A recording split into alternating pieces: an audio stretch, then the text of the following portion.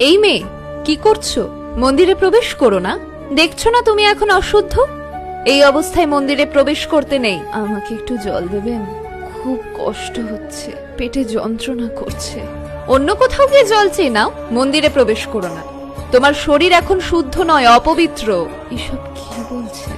যেই সতীচ্ছেদ হতে সমস্ত বিশ্ব সংসার সৃষ্টি, যেই অঙ্গ প্রত্যেক নারীর গর্ব হওয়া উচিত, যেই ঋতুস্রাব একটি মেয়ের মাতৃত্বের স্বাদ পাওয়াকে চিহ্নিত করে, তা কি করে অপবিত্র অসুচি হতে পারে? তর্ক করো না, মন্দির পরিত্যাগ করো এই মুহূর্তে।